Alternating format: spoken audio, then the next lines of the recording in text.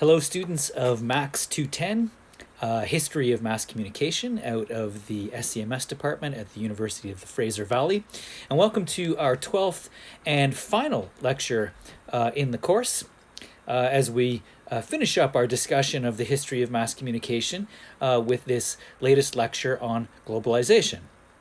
As always, as complement to this video lecture, there is a PowerPoint presentation uploaded to the weekly material of the Blackboard LMS where you found the link to this video, and I will verbally indicate when it is appropriate to proceed to the next slide in the PowerPoint presentation.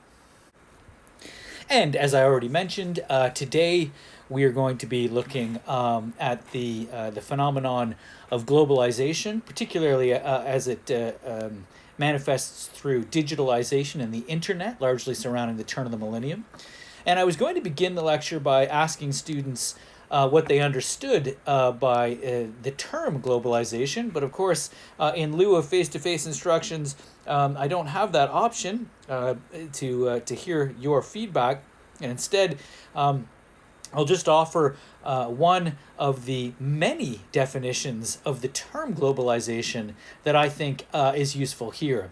Globalization refers to the increased mobility of people, capital, commodities, information, and images associated with the post-industrial stage of capitalism, with the development of increasingly rapid and far-ranging communication and transportation technologies, and with people's improved, though far from universal or equitable, access to these technologies.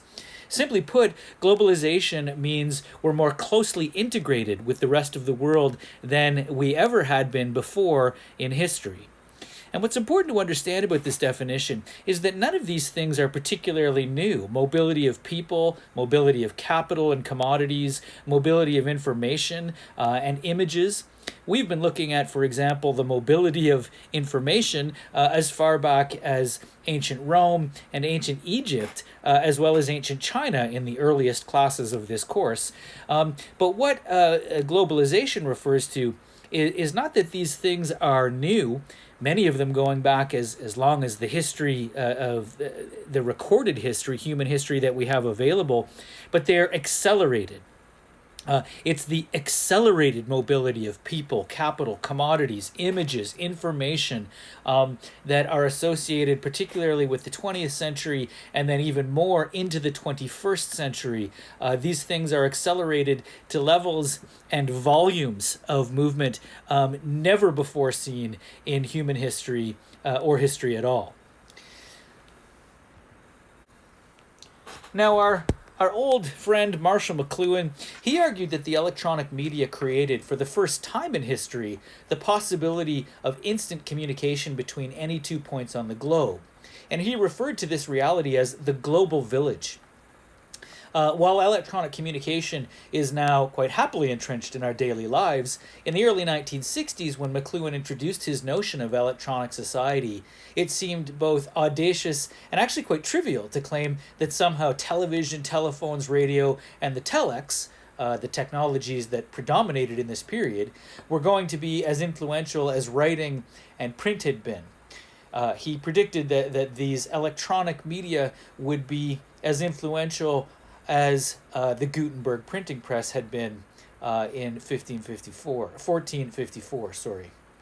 And though he was often a cryptic prophet, that is to say, it was often difficult to sort of weed through his hyperbole and rhetoric to understand quite what he meant, his observations concerning the global village and the role of electronic media in it are seen by many as anticipating the most recent developments, or at least developments in the last 25 years, in electronic media.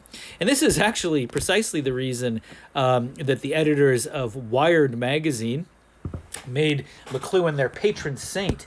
At a time when satellite communication was just being developed in the 60s, he foretold the rise of 24-hour cable news networks and their ability to seemingly make us eyewitnesses to history as it's made on the battlefield or at the barricade.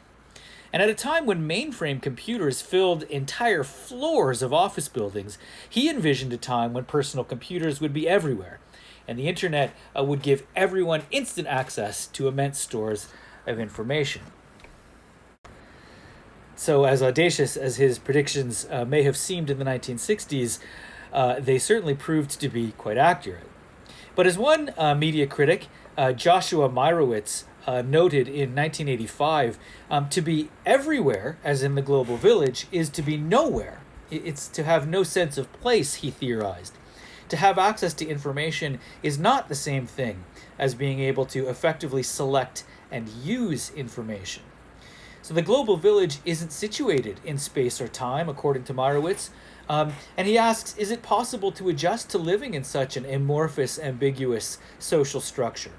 Or will the global village merely be a facade used by cynical elites to exploit people? And these questions certainly go beyond the paeans to electronic media that can be found throughout Marshall McLuhan's seminal text, Understanding Media. And they certainly go beyond the purview of a course in the simple history of mass communication. But they're interesting questions that certainly frame even a historical analysis of the phenomenon of globalization in the exploration of the history of media and mass communication.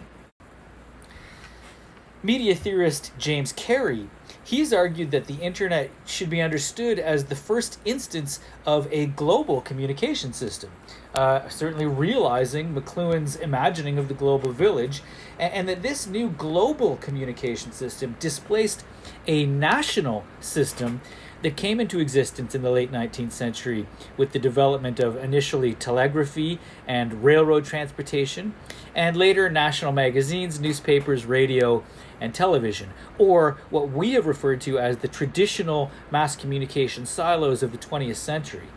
And Carey suggests that we're witnessing the emergence of a new media ecology, he calls it, which transforms the structural relations among older media, such as print and broadcasting, and integrates them to a new center surrounding the defining technologies of computer and satellite.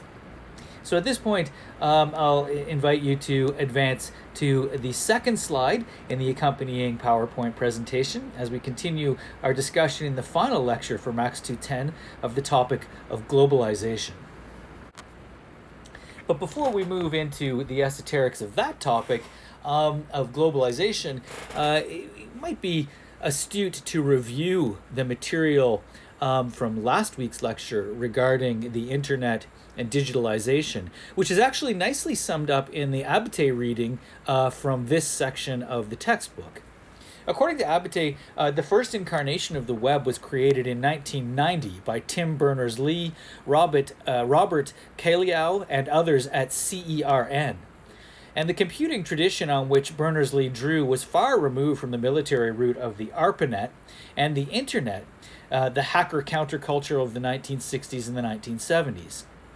In 1974, Ted Nelson, a vocal champion of this counterculture, had written a manifesto called Computer Lib, in which he had urged ordinary people to learn to use computers rather than leaving them in the hands of the computer priesthood, he called it. And more to the point, Nelson had proposed a system of organizing information that he called hypertext. Hypertext would make it possible to link pieces of information, Abate informs us, rather than having to present the information in a linear way. And we looked at all of this in the lecture from last week. Again, from the Abate reading, Berners-Lee planned to create a hypertext system that would link files located on computers around the world, forming a worldwide web of information. In Berners-Lee's vision, the web would create a pool of human knowledge that would be easy to access.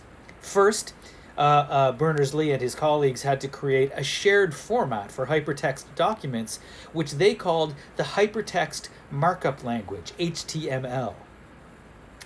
And our experience, Berners-Lee observed, is there any attempt to enforce a particular representation leads to immediate war. Format negotiation allows the web to distance itself from the technical and political battles of the data formats. So Berners-Lee's group designed the Hypertext Transfer Protocol, or what we refer to as HTTP, to guide the exchange of information between web browsers and web servers. And to enable browsers and servers to locate information on the web, there also had to be some uniform way to identify the information a user wanted to access. So to address this need, they created the Uniform Resource Locator, or URL, a standard address format that specifies both the type of application protocol being used and the address of the computer that has the desired data. And once again, these segments of the video lecture are just taken directly from the Abate reading from the section of the textbook that is relevant to this final lecture. And Abate goes on to point out that though the internet originated in the United States, it did not simply spread from the United States as an origin to the rest of the world, that there was more global collaboration in the development of the internet, although it has its most significant origins in the United States. Rather, the internet's global reach resulted from the convergence of many streams of network development. Since the early 1970s, the ARPANET, which we looked at last class, and the internet had included sites outside the United States. University College London had an ARPANET connection for research purposes, and ARPA's satellite network linked to the United States with a seismic monitoring center in Norway, as it happens. By the mid-1970s, state-run networks were being built in a number of countries, including Canada, Germany, Norway, Sweden, Australia, New Zealand, and Japan. And then in 1982, France Telecom actually introduced its Minitel system. It was the first phone company to offer a network service that provided content as well as communications. Minitel allowed millions of ordinary people to access online telephone directories and other commercial and recreational services, including, as it happens, online pornography, a popular attraction that received much public comment, but of course that the US government-run internet could not have openly supported. And as discussed in last class, of course, one of the world's leading sites for computer networking was CERN in Switzerland, the European Laboratory for Particle Physics, where Tim Berners-Lee was working when he effectively invented the World Wide Web.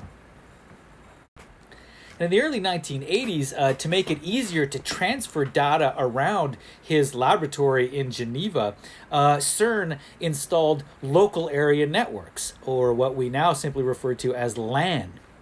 And networks outside the United States had very few links to the internet during this period while it was under military control. With the ARPANET. But when the National Science Foundation set up a civilian NSF net, foreign networks were able to establish connections to it and thus to gain access to the rest of the internet as well. Canada and France had connected their networks to the NSF net by mid-1988. They were followed by Denmark, Finland, Iceland, Norway, and Sweden later in the same year. Then by Australia, Germany, Israel, Italy, Japan, Mexico, the Netherlands, New Zealand, Puerto Rico, and the United Kingdom in 1989, and by Argentina, Austria, Belgium, Brazil, Chile, Greece, India, Ireland, South Korea, Spain, and finally Switzerland itself in 1990. And all of this is, again, information available in the Abate reading from this section of the textbook. At this point, I'll invite you to proceed now to the third slide in the accompanying PowerPoint presentation to this video lecture. Now, the other category to which James Carey refers, other than the internet, is satellites. And certainly, as you might imagine, the phenomenon and technology of satellites is also relevant to the phenomenon of globalization. And interesting, Canada has been at the forefront of global technology development. As you can see here, this is the Canadian development of what came to be called the Teleton, which significantly standardized the conventions for the structure of computers, and particularly home computers, which were not established at the time. In 1969, the Telesat Canada Act established the joint public sector private sector corporation that was given the responsibility to own and operate the Canadian satellite communication system and to provide communication services to Canadian locations on a commercial basis.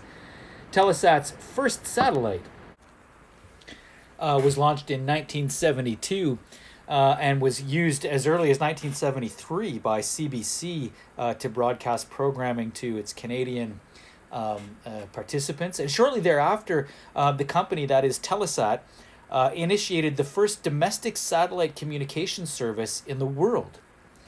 By 1995, Telesat had launched 5 series of satellites that were utilized, as were all of the satellites launched by the very few countries in the world that did so globally through subscription services.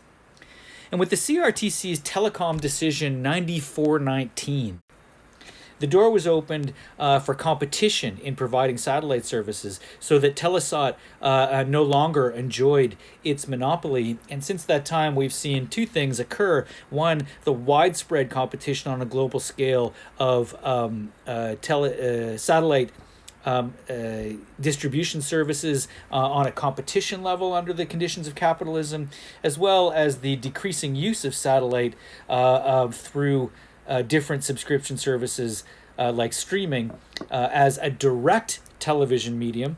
Rather, satellite now is generally more involved with internet distribution through such technologies as cell phones. So at this point, I'll invite you to advance to the 4th slide in the accompanying PowerPoint presentation to this final video lecture in our course, The History of Mass Communication.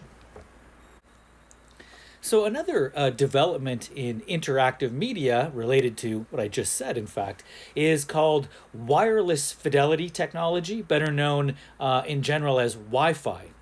And what Wi-Fi does is untethers laptops and allows internet access pretty much anywhere through radio waves.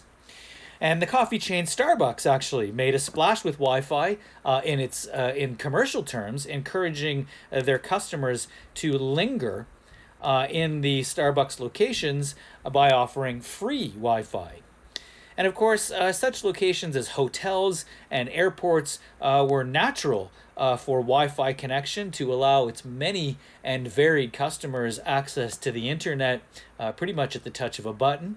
And many Canadian cities, from Chilliwack close to the UFV campus to St. John's in Newfoundland, have free Wi-Fi hotspot in their downtown areas.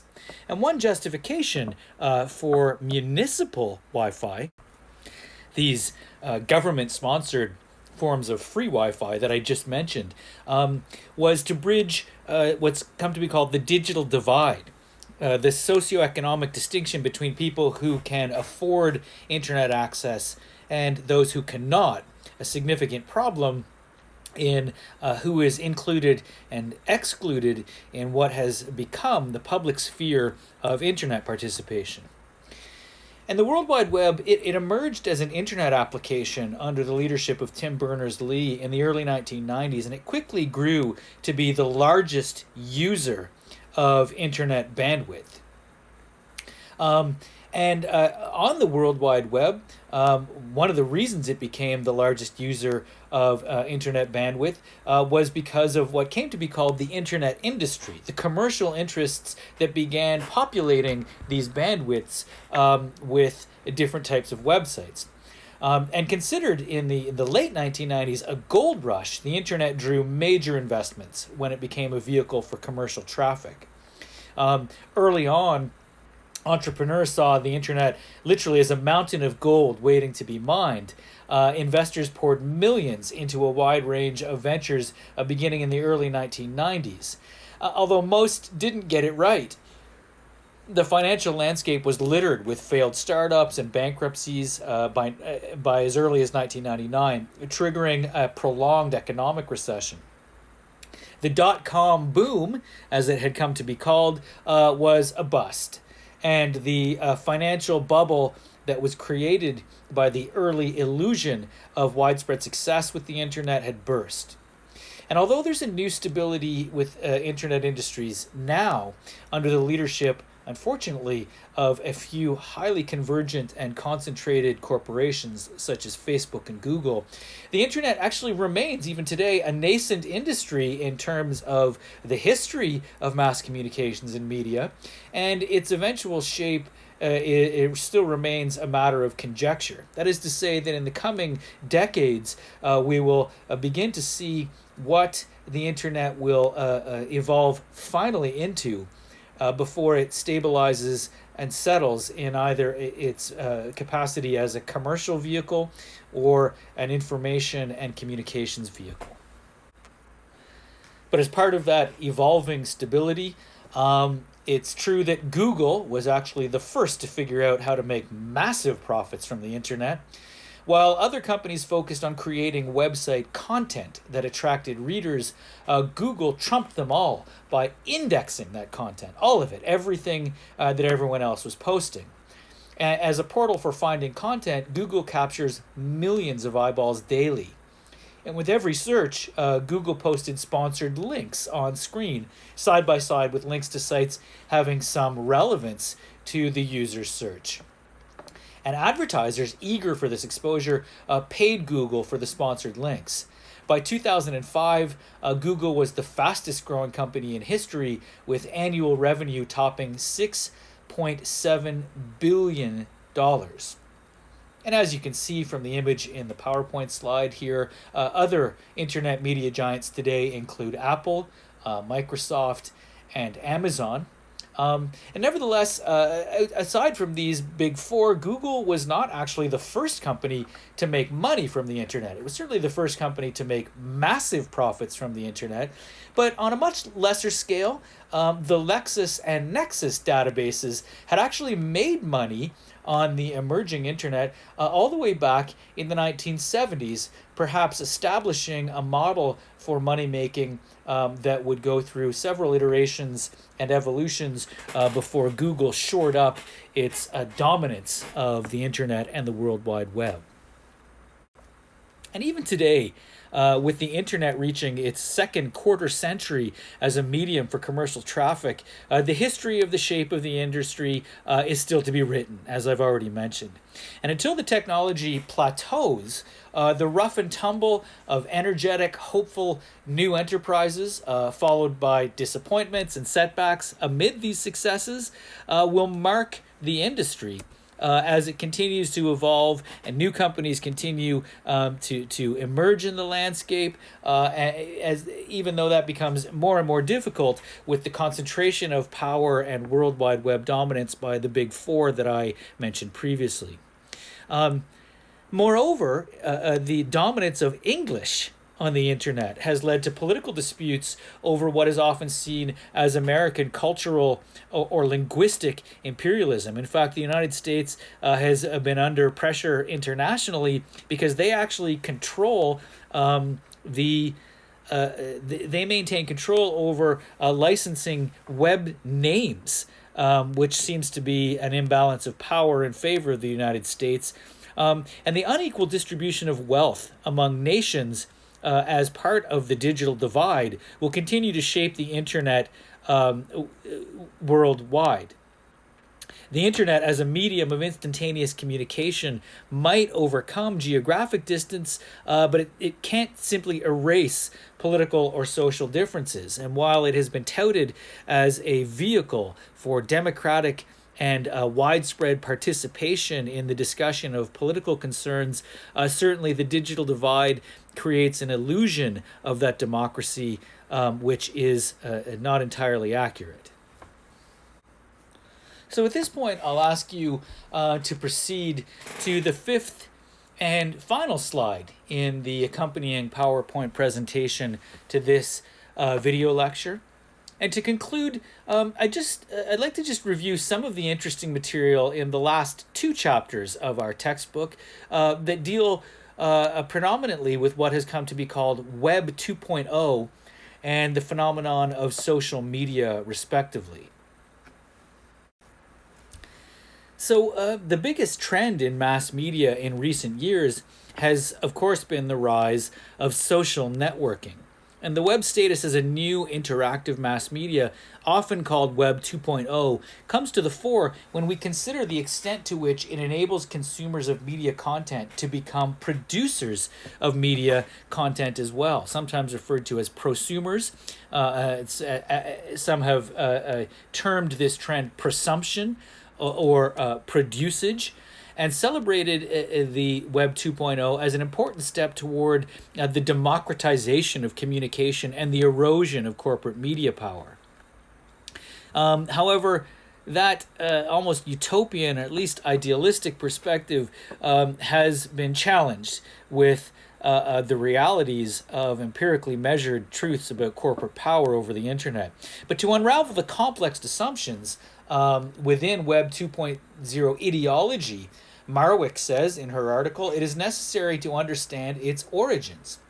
So the origin of the term Web 2.0 began as a marketing ploy, actually, to differentiate a new crop of tech companies from their failed dot-com counterparts during the dot-com boom and bust that I mentioned earlier.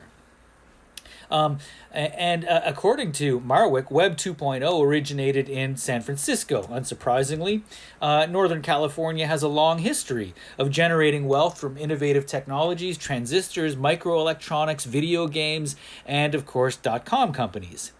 And this history begat the California ideology, a set of widely held beliefs that increasing the adoption of computer technologies brings positive social consequences.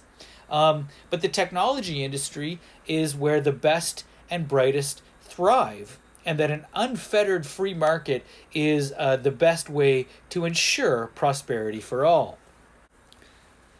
Web 2.0 ideology is the child of both Silicon Valley in California, its entrepreneurial capitalism, and active subcultures like independent publishing, anti-globalization activism, Burning Man, cyberdelic rave culture, and free and open source software. So Web 2.0 celebrated the adoption of social technologies as a precursor to a better, freer society, and framed the collection and sharing of information as the bedrock of revolution.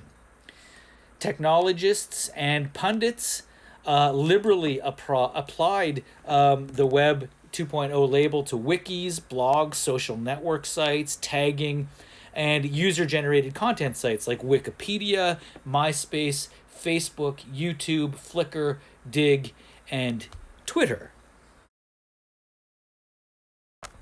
So while Web 2.0 situated itself in allegiance with the countercultural critique of mainstream media, it positioned itself as a social technology rather than a protest or political participation as the solution. It positioned social technology rather than protest or political participation as the solution to the dominance of mainstream media, in order to monetize, of course, rather than create any sort of significant radical change to the social structure or the democracy available through the internet.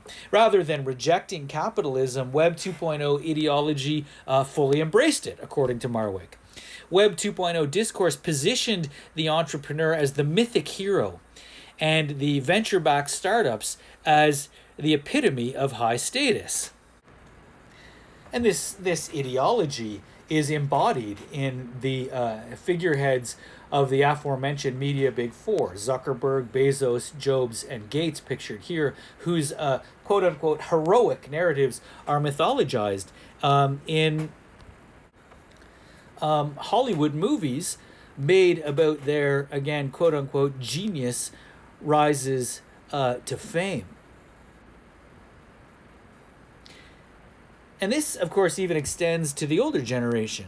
Bill Gates now embodies the myth of the billionaire philanthropist, the individual who is graciously using his billions of dollars of wealth towards progressive social movements as a way of shoring up the California ideology that the internet is a vehicle not for progressive social change, not only in its communications possibilities as a democratic forum, but also in the billionaire philanthropists that underpin its most significant corporations.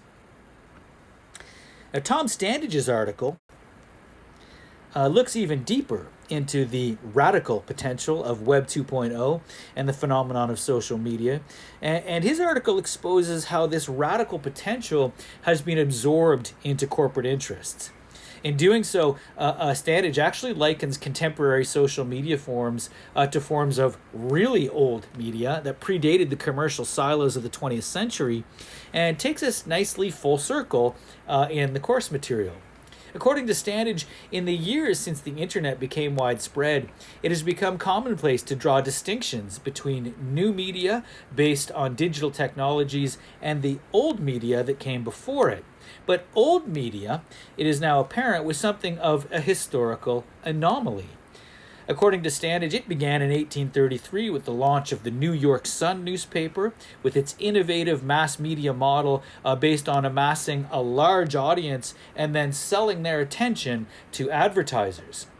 But according to Standage, if we look back before 1833 to the centuries before the era of old media began, however, to what could be termed, he points out, the era of really old media, and the media environment based on distribution of information from person to person along social networks has many similarities with today's world. In many respects, according to Standage, 21st century internet media has more in common with 17th century pamphlets or 18th century coffee houses than with 19th century newspapers or 20th century radio and television. Nevertheless, Standage points out, astutely I think, that there are several important differences. As author and internet scholar Clay Shirky of New York University has pointed out, internet-based publishing is instead global, permanent, and searchable in a way that earlier forms of really old social media, such as papyrus rolls, poems, and pamphlets, were not.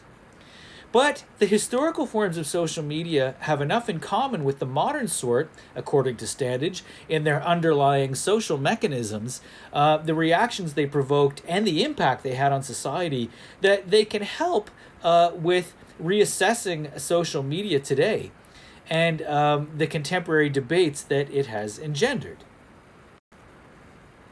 But as Standage points out, even in the era building towards the French Revolution that began in 1789, even as this era showed, unfettered publishing also makes it easier for governments to monitor public opinion and to keep tabs on dissidents. And as the aftermath of the French Revolution demonstrated, in a lawless environment, a free press can be exploited by populists, leading to even more stricture and more rule than in the regal types of absolute monarchy that the French Revolution is often historically touted as having eliminated.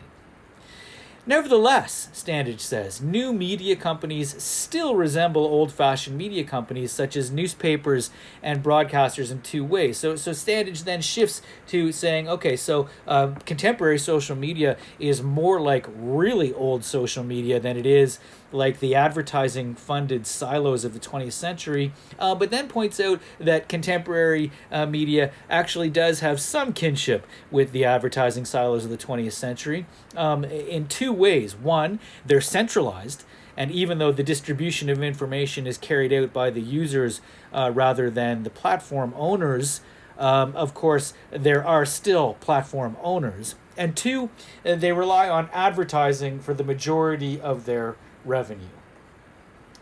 In the early days, it made sense for new social platforms to be as open as possible to attract a large number of users. That is, in the early years of the 21st century. Having done so, however, such platforms often try to fence their users in to walled gardens, as they're called, as they start trying to make money, as particularly advertising dollars, off of the ownership of the content of their previously free prosumer produced content. And on that somewhat anti-utopian note, I will conclude the lecture, and I'll conclude the course, actually, from my side of the video lecture screen. And I'd like to make the concluding comments. First of all, I'd like to thank all of you for your great presentations and your diligent participation with those presentations. It's been a really rewarding and educational experience for me. I learned from the presentations more than my sort of filter bubble of historical information had provided me in the preceding decades of study building up to the presentation of this course. And I invite all of you to take any of the insights that you've acquired in the course into your own future explorations of media studies at the University of the Fraser Valley or elsewhere. So thanks to all one more time. Stay safe, and good luck with your final written submissions, and of course with the final quiz to be hosted online next week. Thanks, and take care.